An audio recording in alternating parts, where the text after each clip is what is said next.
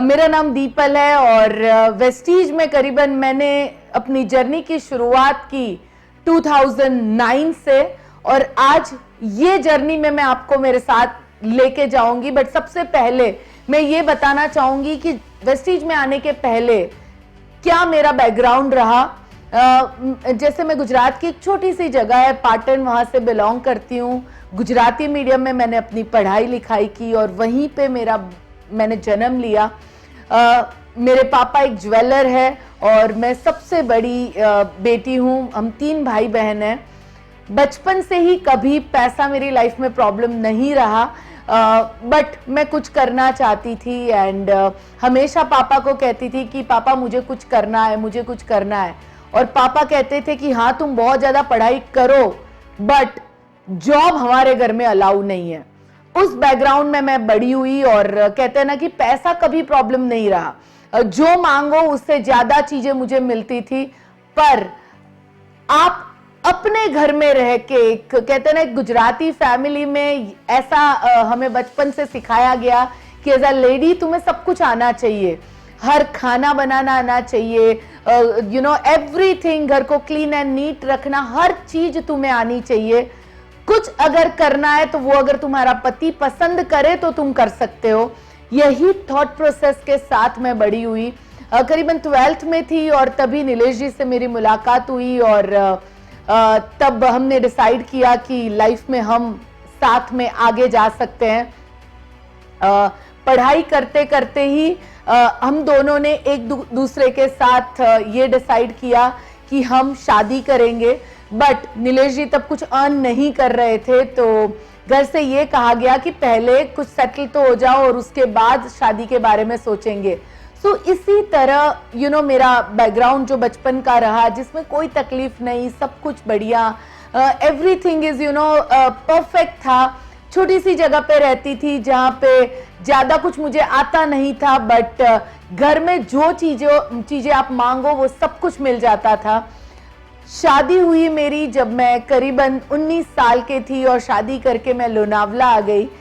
Lonavala again एक छोटी सी जगह है और एक हिल स्टेशन है, बहुत ब्यूटीफुल जगह है। जहाँ पे जब मैं शादी करके आई तब मुझे ना वहाँ की कोई लैंग्वेज आती थी, गुजराती मुझे सिर्फ एक लैंग्वेज आती थी और मेरे घर में गुजराती बोला जाता था, बट वहाँ पे लोग ज़्यादातर मराठी बोलते थे, इंग्लिश बोलते थे, जो मुझे उतना नहीं आता था। सो एक सिंपल सी हाउसवाइफ जो कहते हैं ना कि जिसका एक ही चीज दिमाग में हो कि किस तरह मैं घर में सेटल लूँ, किस तरह अपने लोगों को खुश रखूँ, किस तरह मेरा खाना सही बने, यही मेरा थॉट प्रोसेस होता था। मुझे जैसे मेरा नेचर होता था, मुझे खेलना कूदना, या आप कह सकते हैं कि मुझे लाइफ को एंजॉय करना बहुत ज़्यादा पसंद था। बट जब छोटी सी एज में शादी हो गई तो वहाँ पे तो आप बहू बन जाते हो, तो रिस्पॉन्सिबिलिटी होती है। मुझे आज भी याद है कि जब मैं खाना बनाती थी तो जब मेरी मदर इन लॉ मंदिर जाती थी, मैं खाना बनाने के टाइम जोर से म्यूजिक लगाती थी और डांस करती थी, छोकन करती थी, डांस करती थी, सब्जी सुधारती थी और जैसे ही डोरबेल बजती थी एक बहुत अच्छी सी बहू बन जाती थी। ये एक बहुत सारी लेडीज, शायद आप में से भी जो सुन रहे हैं, बहुत लेडीज ऐसी होंगी जो शादी के पहले अलग थी और शादी के बाद कुछ अलग हो जाती है अपने घर के माहौल के हिसाब से, और मैं भी वही बनने की कोशिश कर रही थी। बट मुझे पहले से ही कुछ तो करना था, तो मैंने नीलेश जी को कहा कि क्यों ना मैं कुछ करूं। तो मुझे कहने लगे कि घर का सब कुछ होने के बाद if you want to do, कुछ करना चाहते हो तो कर सकते हो। दोस्तों मुझे और तो कुछ आता नहीं था, बट मैं डांस क्लास में, गरबा में मैं बहुत बढ़िया थी, हर बार फर्स्ट प्राइज लेके आती थी। तो मैंने वहाँ पे गरबा क्लासेस शुरू किए लोनावला में और कुछ स्टूडेंट्स आते थे, एक स्टूडेंट से 40 रुपीज़ फीस लेती थी और मैं खुश थी, मुझे अच्छा लगता था कि मैं कुछ कर रही हूँ। हर संडे नीलेश जी के साथ घूमने जाती थी और यानी लाइफ वाज परफेक्ट, सब कुछ बढ़िया था, नॉर्मल चल रहा था। जो कहते हैं ना कि एक नॉर्मल गुजराती फैमिली में हमारे इधर कहते हैं कि खाते पीते घर के, यानी सब कुछ अच्छा है, बट लाइफस्टाइल या और कोई बड़ी चीजें हमारी सोच में नहीं थी, नॉर्मल लाइफ थी। जब लाइफ में बदलाव सबसे बड़ा तब आया जब मेरे बेटे ने जन्म लिया। जब उसने जन्म लिया तो मैं सोचने लगी कि उसकी जिंदगी कैसी बनाएंगे, कैसी होगी उसकी लाइफ। और जब मैं आंख बंद करती थी तो मुझे दिखाई देता था एक बहुत बड़ा बिल्डिंग जिसके टॉप फ्लोर पे उसका ऑफिस होगा, और जब वो नीचे आएगा डिसाइड करेगा कि आज कौन सी कार लेके मुझे जाना है। और जब मैं आंख खोलती थी तो ससुर जी का 10 साल पुराना स्कूटर दिखाई देता था जिसमें मैं हर संडे घूमने जाती थी। और दोस्तों आप बिलीव नहीं करोगे, वो एग्जैक्ट पूरे जो रोड्स है उसी के बीच में बंद हो जाता था। और जब बंद हो जाता था मैं नीचे उतरती थी, धक्का मारती थी, नीलेश जी उसे चालू करते थे और भाग के स्कूटर के पीछे बैठ जाती थी, देखती थी किसी ने देखा तो नहीं मुझे। और सपने थे बहुत सारी गाड़ियों के जो मैं अपने बेटे को देना चाहती थी। सो दोस्तों ये लाइफ थी मेरी। एंड यू नो कह सकते हैं आप कि सब कुछ नॉर्मल था। बट जब कुणाल ने जन्म लिया तब लाइफ में बहुत सारे चेंजेस आने लगे। सपने मेरे उसके लिए, मैं और नीलेश जी चाहते थे कि हम लाइफ में उसको सब कुछ बेस्ट दे, बट कैसे वो हमें नहीं मालूम था। दो चॉइस थी मेरे पास, एक कि जिस हिसाब की लाइफ हो रही है उसी हिसाब से खुश रहो और उसी में आगे बढ़ो, और दूसरी चॉइस थी कि नहीं, जो सपने हैं वो सपने मुझे पूरे करने हैं, हर एक वो चीज देनी है जो कुणाल डिजर्व करता है। यही धीरे धीरे करते हुए लाइफ में करीबन कुणाल 1.5-2 साल का था और हम मुंबई शिफ्ट हो गए। और मुंबई आने के बाद लाइफ में अगेन एक बहुत बड़ा चेंज आया। मुंबई सिटी एक ऐसी सिटी है जहाँ पे कोई भी आए तो वो डर जाए। ट्रेन, इतना सारा क्राउड, बड़ी बड़ी गाड़ियाँ और छोटे छोटे फ्लैट में रहना। मुझे याद है हमारे पास पैसे भी नहीं थे मुंबई में जगह खरीदने के। हम अपने पेरेंट्स से पैसा लेना नहीं चाहते थे। हम अपने खुद के बलबूते पे अपने लिए छोटा सा फ्लैट हम लेना चाहते थे। हमें एक फ्लैट पसंद आया था जो 12 लाख रुपए का था, पर पैसे नहीं थे हमारे पास। सिर्फ नीलेश जी की जो कमाई इकट्ठा हुई थी वो 9 लाख रुपए थे, और 9 लाख रुपए में हमने एक छोटा सा घर खरीदा। और वो घर में जाने के लिए जो जगह थी, जो रास्ता था, वो स्लम से होते हुए जाता था। और जहां से मैं अगर देखूं तो चारों तरफ सिर्फ स्लम दिखाई देता था। बट मुंबई में घर लेना वो भी एक बहुत बड़ी चैलेंज हुआ करती थी लोगों के लिए। तो मैं खुश थी कि चलो कुछ तो मैंने हमारे लिए कुछ तो एक छोटा सा घर हमने लिया है। और वहीं जब मुंबई में मैं आई, मुंबई में आने के बाद मैंने सोचा क्यों ना कुछ कर लूं, कुछ तो करना है। जो दोपहर का टाइम होता था 3-4 घंटे का, उसमें मैं कुछ करना चाहती थी। कुणाल बड़ा हो रहा था, करीबन 2.5 साल का था वो। और अगेन मैंने नीलेश जी को पूछा कि क्या मैं कुछ करूं, तो उन्होंने कहा हाँ, घर का सब कुछ संभालने के बाद वॉट एवर यू वॉन्ट आप कर सकते हो। दोस्तों मैं जॉब ढूंढने के लिए निकली यहाँ पे। और जब मैं वो भी जहाँ पे मैं मिलने के लिए मैं गई, लोगों ने मुझे पूछा कि मैम आपका रेज्यूम दिखाइए। अभी मैं रेज्यूम में क्या लिखती, मैंने SY.BCom गुजराती मीडियम किया है, उसके सिवा मुझे कुछ नहीं आता था। तो मैं क्या लिखती मुझे नहीं मालूम था। मैंने ना कभी रेज्यूम बनाया था। मुझे पूछा गया कि कोई बात नहीं, क्या हिंदी आती है, तो मैं कहती थी नहीं आती है। इंग्लिश आती है, नहीं आती है। कंप्यूटर आता है, नहीं आता है। पढ़ाई लिखाई, क्या आपने ग्रेजुएशन पूरा किया है, मैं कहती थी नहीं किया है। तो मैडम हम आपको क्या नौकरी दे सकते हैं, पर चलो आप पहचान से आए हो तो 2000 रुपए की नौकरी आपको मिल सकती है। मुझे उन्होंने मेरी हैसियत बताई 2000 रुपीज 1 मंथ में मैं अर्न कर सकती हूँ, दिन का करीबन 5 से 6 घंटा देने के बाद। मुझे वो मंजूर नहीं था, मुझे वो जमा नहीं, और मैंने वो जॉब नहीं ली। बट कुछ करना था, वो बात पक्की थी। मैं अपनी खुद की कमाई करना चाहती थी। मुझे हिसाब देना पसंद नहीं आता था। मैं चाहती थी मेरे नाम का चेक आए, कैसे मुझे नहीं मालूम था। दोस्तों रास्ते में एक बार एक फ्लायर मिला जो बहुत लोगों को मिलता है, और बहुत सारे लोग वो उस तरह के फ्लायर्स को क्रश करते हैं और फेंक देते हैं। बट मेरी डिज़ायर ज़िंदगी में कुछ करने की बहुत ज़्यादा स्ट्रॉन्ग थी। फिर से कहना चाहती हूँ, पैसा प्रॉब्लम नहीं था, लाइफ अच्छी थी, बट या लाइफस्टाइल नहीं थी मेरी ज़िंदगी में। मैं अपने बलबूते पे कुछ करना चाहती थी, अपना नाम बनाना चाहती थी, अपनी पहचान बनाना चाहती थी, पर मालूम नहीं था कैसे। इस फ्लायर में 2 चीजें लिखी थी, बी योर ओन बॉस, और दूसरा लिखा था डू रिस्क फ्री बिजनेस। दोनों में से कोई चीज समझ में नहीं आई, क्योंकि जिंदगी में कभी घर में किसी ने नौकरी नहीं की थी, तो बॉस का क्या त्रास होता है मुझे नहीं मालूम था। और डू रिस्क फ्री बिजनेस इसलिए मुझे समझ में नहीं आया क्योंकि बचपन से पापा ने एक चीज सिखाई थी कि जितना बड़ा रिस्क उठाओगे उतना बड़ा बिजनेस कर पाओगे। सो रिस्क के बिना का कैसे बिजनेस हो सकता है। ये जो फ्लायर मिला था उसमें एक नंबर था, और वो नंबर के ऊपर मैंने फोन लगाया, सामने एक लेडी थी और उस लेडी ने कहा कि मैं पार्ट टाइम एक बिजनेस कर रही हूं और महीने के 25,000 रुपए कमा रही हूं। मेरे लिए बहुत सरप्राइजिंग था कि घर से कोई 25,000 रुपया कैसे कमा सकता है। मैं बात कर रही हूं आज से 22 साल 23 साल पहले की, और तब 25,000 की भी बहुत वैल्यू हुआ करती थी।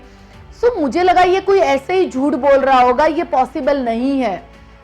पर क्यूरियोसिटी और डिजायर बहुत स्ट्रांग थी। मुझे जाना नहीं आता था दोस्तों, वहां जाना मुझे नहीं आता था, कैसे जाना मुझे नहीं मालूम था। जब नीलेश जी को मैंने कहा कि प्लीज मुझे ले जाओ, तो मुझे कहने लगे दीपल मेरी तो ऑफिस है, इन मुंबई में लाखों लेडीज ट्रैवल करती है, आप भी पूछो और अपने आप जाओ।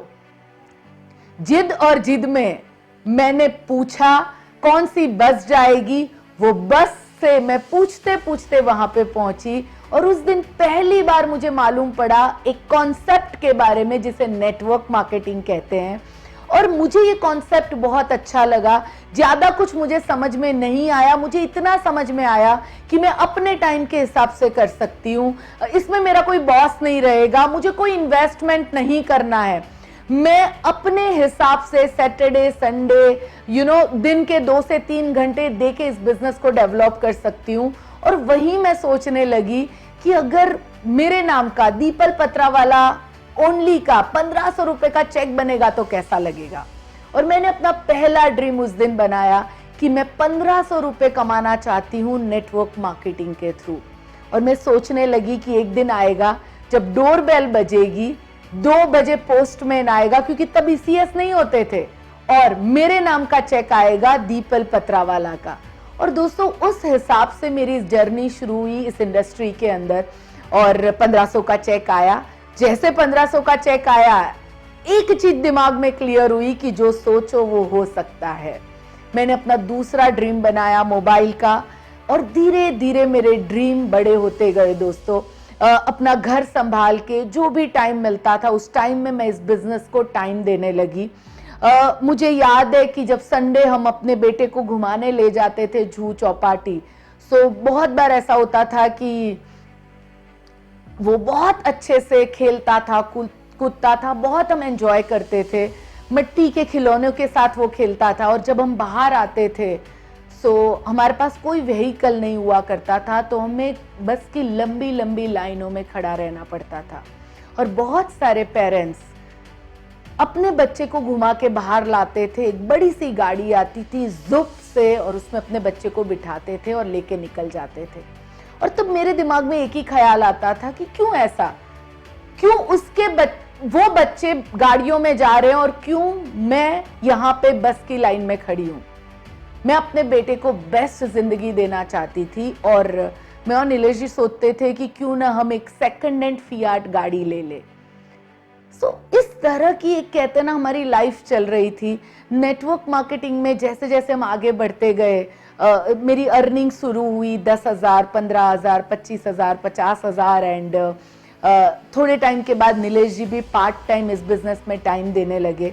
एक बार ऐसा हुआ जब हम जब पहली बार फॉरेन ट्रिप पे गए थे, और वहां पे हम कुछ ऐसे लोगों को मिले जो इस बिजनेस के थ्रू अपने प्लेन और शिप बना चुके हैं। सो जब उनको मिले, और तब नीलेश जी मुझे कहने लगे दीपल इस बिजनेस में हम बहुत कुछ कर सकते हैं, तो उन्होंने भी अपना थोड़ा थोड़ा वक्त देना, जो उनके बिजनेस का होने के बाद जो 4 या 5 बजे के बाद जो भी शाम का वक्त था वो इसमें देना शुरू किया, और हम दोनों ने मिलकर इस बिजनेस को बिल्ड किया। बहुत मुंबई में आने के बाद जब मैंने इस बिजनेस को शुरुआत किया दोस्तों, मैं कुछ चैलेंजेस आपके साथ शेयर करना चाहूँगी। मुंबई में एक जगह से दूसरी जगह जाने के लिए आपको ट्रेन में जाना पड़ता है या बस में जाना पड़ता है। मुझे याद है कि जब मैं ट्रेन में ट्रैवल करती थी, इतना क्राउड होता था, लोग जोर जोर से अपना हाथ मारते थे, और फोर्थ सीट में अगर मैं बैठी हूँ, मैं कितनी बार गिर जाती थी। बहुत बार ऐसा लगता था क्यों ये बिजनेस को करना है, सब कुछ अच्छा है, नीलेश जी अच्छा अर्न कर रहे हैं, घर में सब कुछ अच्छा है, वाई मुझे क्यों ये करने की जरूरत है, क्यों मैं धक्के खा रही हूँ। और इन लॉज भी मुझे ये कहा करते थे कि दीपल क्या जरूरत है, सब कुछ तो सही है। पर हमारे सपने बड़े थे, हम अपने बेटे को सबसे बेस्ट सब कुछ देना चाहते थे, इसीलिए मैंने हार नहीं मानी। मैंने वो ट्रेन के धक्के खाए, मैंने वो चैलेंजेस उठाई। बहुत ज्यादा इंफ्योरिटी थी मेरे अंदर जब मैं मुंबई आई थी। तब मुझे बात करते हुए डर लगता था, मेरा कॉन्फिडेंस लेवल बहुत ज्यादा डाउन था। मुझे ये लगता था कि मैं बात करूंगी तो लोग मेरे पे हंसेंगे। बट इस इंडस्ट्री में आने के बाद, यहाँ की ट्रेनिंग्स में जाने के बाद, यहाँ पे चीजें सीखने के बाद मेरे अंदर धीरे धीरे कॉन्फिडेंस बढ़ता गया। और शुरू में और जो मुझे सबसे बड़ी चैलेंज आती थी वो ये था, घर और बिजनेस दोनों को मैनेज करना।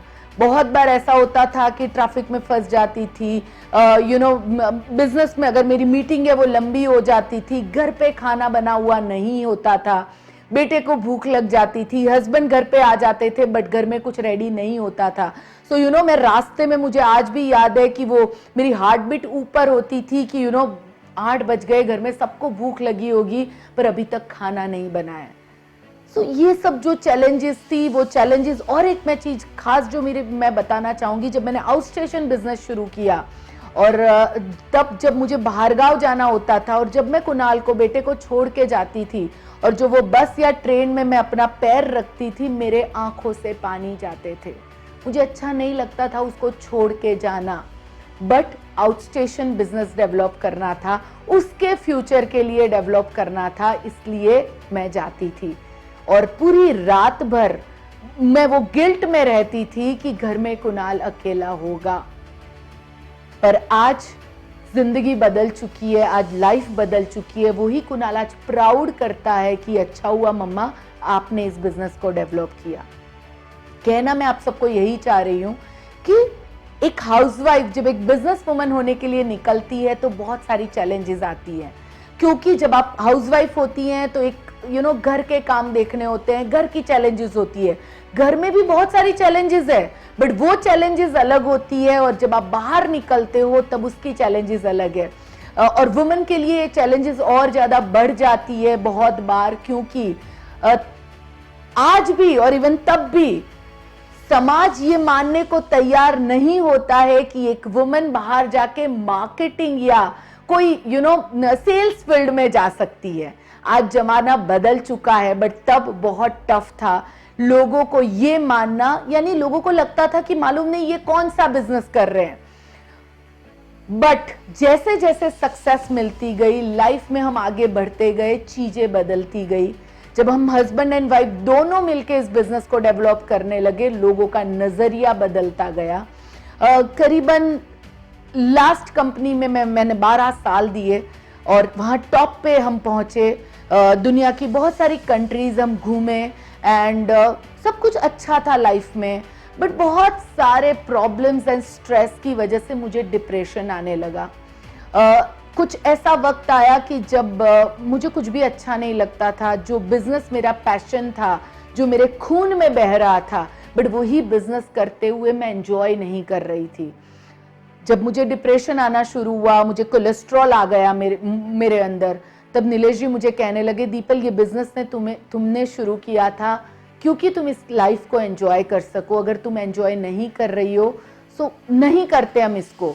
और जो बहुत सारी प्रॉब्लम्स थी, बहुत सारे चेंजेस थे, उसकी वजह से हमने हमारी लास्ट कंपनी से रिजाइन किया एंड वो हमारी जिंदगी का सबसे वर्स्ट पीरियड था दोस्तों, क्योंकि तब नीलेश जी भी फुल टाइम इस बिजनेस में आ चुके थे।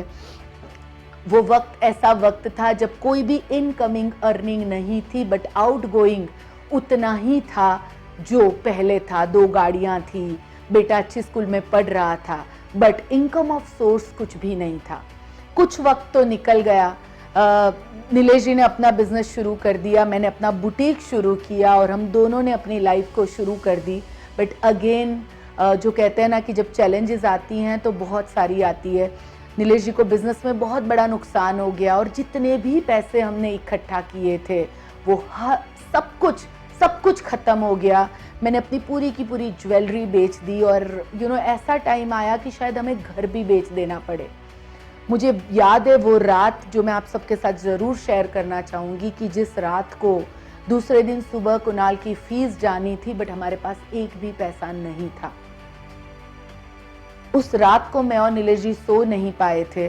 दूसरे दिन सुबह पापा से पैसा लिया और स्कूल में भरा हमने, तब वो स्कूल में जा पाया।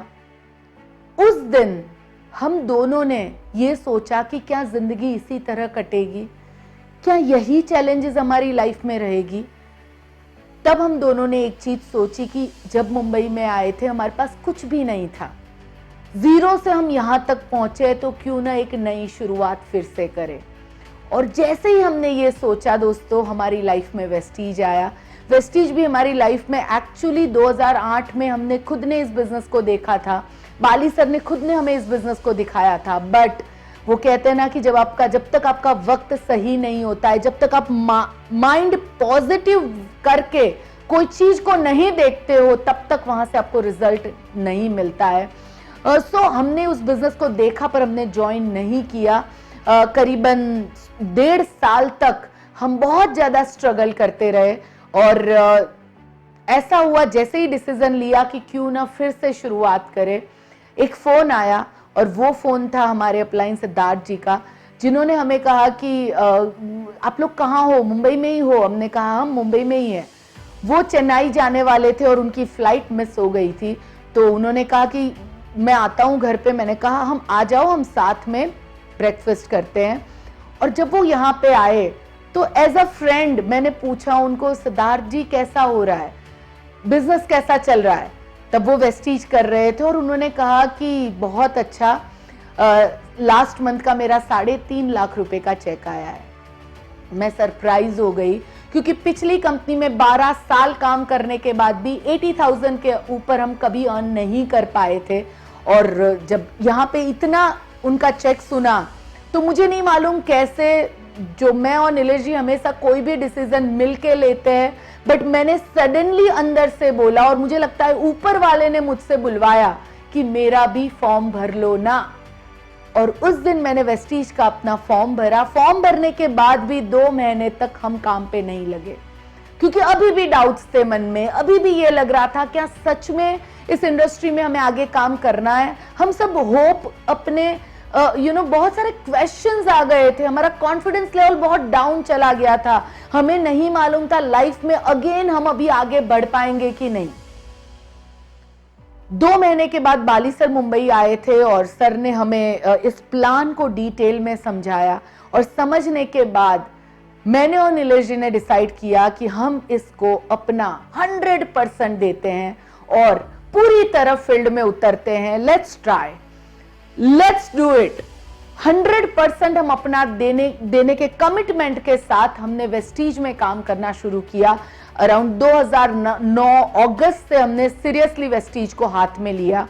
पहले महीने 23 डेज नीलेश जी बाहर गांव थे और मैंने मुंबई में और गुजरात में अपने बिजनेस को डेवलप करना शुरू किया। ना हमें भूख लगती थी, ना हमें प्यास लगती थी।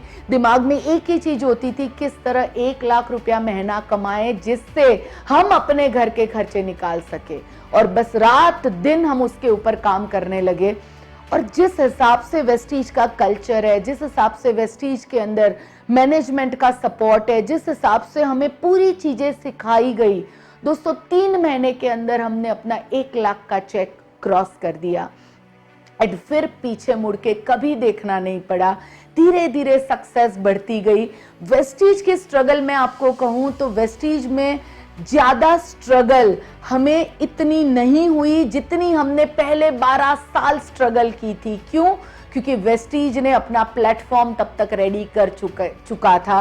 वेस्टीज ने हमें बहुत सारी चीज़ें सिखाई, खास करके मैं कहना चाहूँगी हमारे साथ पर्सनली फील्ड में बाली सर ने काम किया।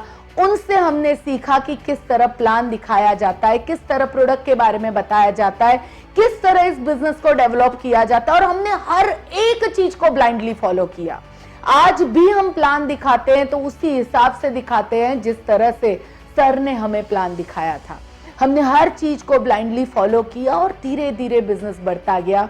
पहले ये बिजनेस महाराष्ट्र, गुजरात, देन ये बिजनेस बढ़ते बढ़ते पूरा बिहार में, सिक्किम में, देन नॉर्थ ईस्ट के अंदर, दिल्ली के अंदर, हर जगह ये बिजनेस धीरे धीरे बढ़ता गया। अच्छे अच्छे लीडर्स हमारे साथ जुड़ते गए, बहुत सारे लोगों ने हम पे फेथ रखा और वो हमारे साथ एसोसिएट हुए और ये फैमिली बड़ी होती गई। 13 मंथ में हमने इस बिजनेस से अपनी पहली मर्सिडीज बेंज ली, जो मेरा आखिरी 13 साल से सपना था। मैं उसके बारे में जरूर आप लोगों को बताना चाहूंगी। जब इस इंडस्ट्री में आई और तब मैं एक मीटिंग के अंदर गई थी और इस मीटिंग में मेरे को बताया गया कि आप अपने ड्रीम के बारे में सोचो, कौन सी गाड़ी आप लेना चाहते हो। और मैंने सबसे पहला मेरा ड्रीम बनाया था, पहली गाड़ी, पहला ड्रीम मर्सिडीज बेंज, राइट। और क्योंकि कुछ समझ में नहीं आता था, बस ड्रीम बना लिया। मुझे बताया गया कि उसके पिक्चर लाके घर पे लगा दो, मैंने लगा दिया, ठीक है। मैंने पिक्चर्स लगा दिए, मैंने दैट्स ऑल। मेरे को लगा भी मर्सिडीज आ जाएगी मेरी। दोस्तों 13 साल लगे उस मर्सिडीज को आने के लिए।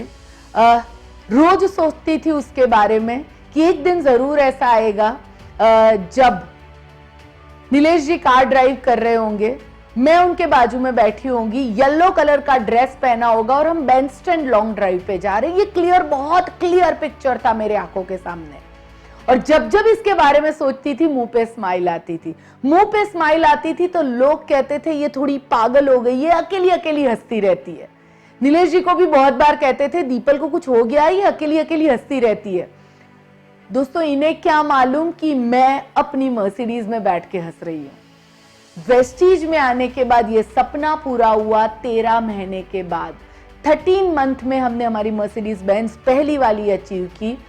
4 साल के अंदर 2 मर्सिडीज ली हमने वेस्टीज के थ्रू। यू नो एवरीथिंग जो लाइफ में हम सपनों में देखते थे वो हर एक चीज फटाफट पूरी होने लगी। वो कहते हैं ना कि आप जो भी मेहनत करते हैं उसका फल आपको जरूर मिलता है। कभी तुरंत मिलता है और कभी देर से मिलता है, बट धीरे धीरे सब कुछ होने लगा। देखो चैलेंजेस उसके बाद भी आती रही, बिजनेस है, चैलेंजेस आएंगी और चैलेंजेस आपको और ज्यादा स्ट्रांग और ज्यादा आगे ले जाएगी। बट कभी भी पैसे की प्रॉब्लम उसके बाद कभी नहीं आई जिंदगी में। वेस्टीज ने इस तरह की जिंदगी दी कि धीरे धीरे धीरे धीरे ये लाइफ बेटर और बेटर और बेटर और बेटर और बेटर होने लगी। पहले हमारे सपने हमने पूरे किए और धीरे धीरे देन जैसे जैसे हमें अपने ऊपर कॉन्फिडेंस आने लगा, हमने टीम के साथ काम करके उनके सपनों के लिए काम किया। दोस्तों वीकेंड होम लिया लोनावला में हमने वेस्टीज के थ्रू। गोवा में हमने एक विला लिया है। आज हम जहाँ पे रहते हैं वो जुहू एरिया है और पूरा फ्लोर हमारा यहाँ पे है। जो हमारी शुरुआत हुई थी जर्नी की, जहाँ पे हम एक छोटा सा स्लम एरिया है जहाँ पे 1 बेडरूम हॉल किचन के छोटे से घर में रहते थे। आज हम जहाँ पे रहते हैं वहाँ पे आसपास के अगर कुछ 2 से 3 किलोमीटर में आप चले जाओ तो हर एक टॉप सेलिब्रिटीज हमारे आसपास यही एरिया में रहते हैं। सो इस तरह की जिंदगी हमें वेस्टीज ने दी। साथ साथ में जो मेरा सबसे बड़ा ड्रीम था, नीलेश जी का जो सबसे बड़ा ड्रीम था, कुणाल को जिंदगी में सब कुछ बेस्ट देना, हमारे बेटे को सब कुछ बेस्ट देना, उसको हमने वर्ल्ड की टॉप यूनिवर्सिटी में पढ़ाया यूएस में। और ये 6 साल तक हमने पढ़ाया, जिसका every month expense 4 to 5 lakh rupees था। और ये तभी हम कर पाए जब अगर हमने वेस्टीज नहीं किया होता तो ये पॉसिबल नहीं होता। सो एक सिक्योरिटी के साथ साथ हम अपने बच्चे की जिंदगी के लिए भी सब कुछ बेस्ट कर सके। हमने अपने पेरेंट्स के लिए भी हम अपना बेस्ट टाइम भी दे सके और उसके साथ साथ में फाइनेंशियल सिक्योरिटी भी हमारे दिमाग में पूरी तरह से जीरो होने लगी। सो इस तरह जिंदगी में बहुत ज्यादा बदलाव आने लगा। साल में शुरुआत हुई 1 या 2 ट्रिप से, और आखिरी करीबन आप समझ लो 6 से 7 साल में हम every year 3 to 4 trips Vestige के थ्रू, 2 ट्रिप और 1 या 2 ट्रिप हमारी पर्सनल, हम आउट ऑफ इंडिया घूमने के लिए जाते हैं, फैमिली के साथ जाते हैं एंड वेस्टीज फैमिली के साथ जाते हैं। एंड मुझे घूमना बहुत पसंद आता है, नीलेश जी को भी बहुत अच्छा लगता है। बेस्ट जगहों पे जाना, एक्सपीरियंसेस इकट्ठा करना, वहाँ पिक्चर्स लेना और वो जो मोमेंट्स है उस मोमेंट्स को बेस्ट बनाना, हमें लगता है कि ये हमारी जिंदगी का एक बहुत बड़ा कहते हैं ना कि खजाना है, और वो हर मोमेंट को हम जीते हैं। बैक ऑफ द माइंड कोई टेंशन नहीं होता है कि किस तरह अगला महीने का खर्चा निकलेगा या आगे कैसे होगा, हमें वो बैक ऑफ द माइंड, हम जीरो टेंशन के साथ ये जिंदगी जी रहे हैं। और जो मैं आपको बताना चाहूंगी कि ये तो अभी शुरुआत है। वेस्टीज ने अभी तो अभी तो ये 16 साल का बच्चा बना है, अभी तो बहुत कुछ करना बाकी है, और हम भी पूरी तरह पैशनेटली इस बिजनेस को आज भी डेवलप कर रहे हैं।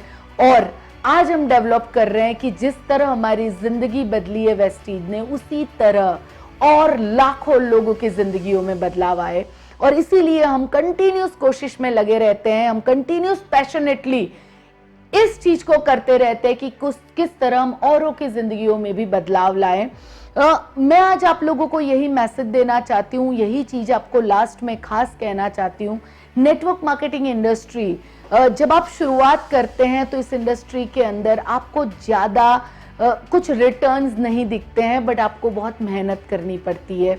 बट जब आप इस इंडस्ट्री के ऊपर फेथ रख के, वेस्टीज के ऊपर फेथ रख के इसे कंटिन्यूअसली करते रहते हैं, कंसिस्टेंसी इस बिजनेस में आपको हीरो बनाती है।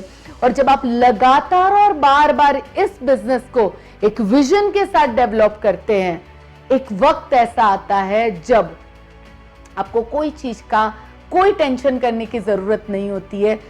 मैंने आपको बताया था मेरी स्टोरी में कि जब हमारे लाइफ में बुरा वक्त चल रहा था, मैंने अपनी हर एक ज्वेलरी मैंने बेच दी थी, बट बिकॉज टुडे वेस्टीज के साथ ज्वेलरी या फिर सॉलिटेयर ले लो या कोई भी चीज ले लो, वो मैं अपने हिसाब से अपने मर्जी से कर सकती हूँ। ये फ्रीडम इस इंडस्ट्री ने मुझे दिया, इस बिजनेस में दिया है। कुछ लेसन्स इस इंडस्ट्री ने मुझे सिखाए हैं, वेस्टीज ने सिखाया है, जो मैं आपके साथ शेयर करना चाहूंगी। और वो लेसन्स मैं इसीलिए आपको बताना चाहूंगी क्योंकि अगर ये लेसन्स को हम अपनी जिंदगी में लाते हैं, मैंने अपनी जिंदगी में लाया और इसीलिए आज मेरी जिंदगी में इतना बड़ा बदलाव आया है।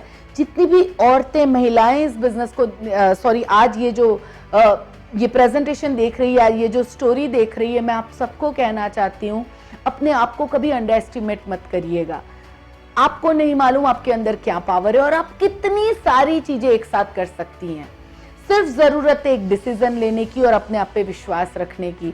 हम बहुत इमोशनल होती हैं, तो हर छोटी छोटी चीजों को हम दिल से लगा लेती हैं, और छोटी छोटी चीजों को दिल से लगा के हम अपने बिजनेस को ज्यादा ध्यान नहीं देते हैं, या फिर उसे छोड़ देते हैं, या फिर प्रायोरिटाइज करके, या फिर कहते हैं फोकस करके इसे नहीं करते हैं।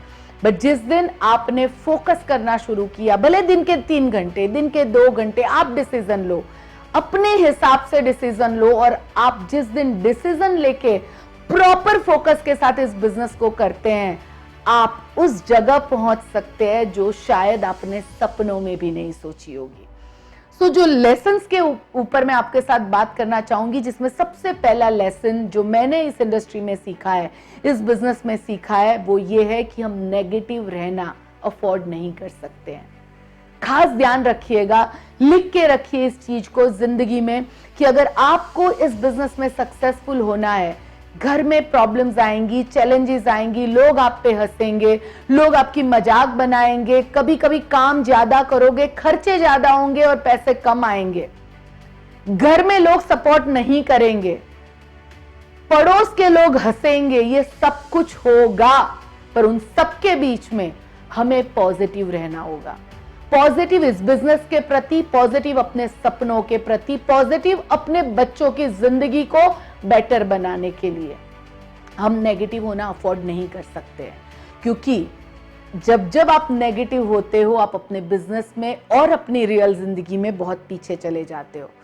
सो पॉजिटिव रहना बहुत ज़रूरी है। और वो कहते हैं ना कि ये लेसन मैंने अपने ये 22 साल के एक्सपीरियंस में सीखा है। दूसरा मैंने सीखा है जो बहुत इंपॉर्टेंट है, जो आप सबको बताना चाहती हूँ, पर्सनल डेवलपमेंट, अपना ग्रोथ, अपने आप को बेटर बनाना। मुझे मेकअप लगाना नहीं आता था, मुझे मैं स्टाइलिस्ट नहीं थी, मुझे कुछ भी नहीं आता था। मुझे याद है मेरी सिस्टर मुझे हमेशा कहा करती थी, दीदी तू जो एज की है ना उससे तेरे को 10 साल बड़ा दिखाने में बहुत अच्छा लगता है। इस इंडस्ट्री ने मुझे सिखाया, इस इंडस्ट्री ने मुझे मेकअप लगाना सिखाया, इस इंडस्ट्री ने मुझे कॉन्फिडेंस के साथ बोलना सिखाया, इस इंडस्ट्री ने मुझे किस तरह अपने आप को ग्रूम करके अच्छे से बिजनेस वुमन की तरह आप बाहर जा सकते हो, इस इंडस्ट्री ने सिखाया। पर्सनल डेवलपमेंट, अपने आप को बेटर बनाते जाना एवरी डे, ये इस बिजनेस में अगर आप अपने आप में लेके आते हैं तो आप बहुत आगे जा सकते हैं। क्योंकि जिस दिन हमने मान लिया मुझे सब कुछ आता है, उस दिन समझ लीजिएगा हमारा ग्रोथ वहीं पे अटक जाता है। और जो एक बहुत ज्यादा इंपॉर्टेंट चीज है वो ये है सपने, ड्रीम। मैं मानती हूं मेरी सक्सेस का अगर सबसे बड़ा राज है तो वो है मेरे सपने। सपने छोटे हो या बड़े हो उससे फर्क नहीं पड़ता है, भले आप शुरुआत छोटे सपनों से करो, पर ड्रीम एक ऐसी चीज है जो फ्यूल की तरह काम करेगी आपकी जिंदगी में आपको आगे ले जाने के लिए। ये जो सपने हैं ये आपको हारने नहीं देंगे, ये जो सपने हैं जो हर बार आपको मोटिवेट करेंगे, yes come on you can do it.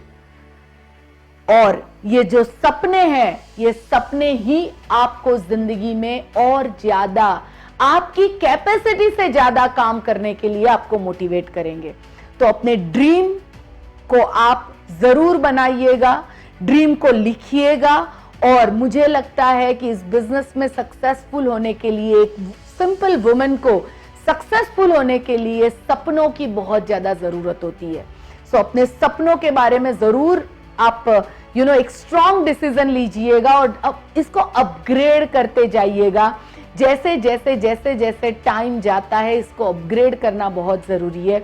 और लास्ट एंड मोस्ट इंपॉर्टेंट चीज जो मैं आपको बताना चाहती हूं वो ये है कि आप अपनी फैमिली को इन्वॉल्व करिएगा इस बिजनेस के अंदर। ये मेरा पर्सनल मानना है, इसमें बहुत सारे लोगों के डिफरेंट ओपिनियन हो सकते हैं, बट मेरा मानना है कि I don't believe in my money और मेरा बैंक अकाउंट और मेरा पैसा और मेरा ये और मेरा वो। नो, मेरा मानना है कि आप जो भी, मैं जो भी हूं या मेरा जो भी है वो मेरी फैमिली का है।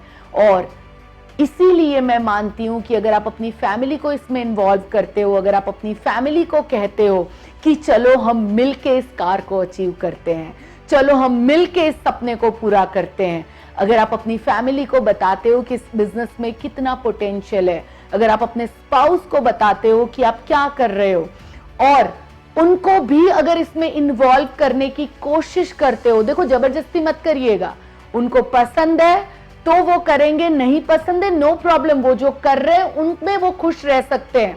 कोई चीज की जबरदस्ती नहीं होती है, बट यस प्रोडक्ट के थ्रू आप उनको इसमें इन्वॉल्व कर सकते हैं, आप अपने सपनों के थ्रू उनको इस बिजनेस में इन्वॉल्व कर सकते हैं, आप अपनी छोटी छोटी खुशियों के थ्रू उनको इस बिजनेस में इन्वॉल्व कर सकते हैं।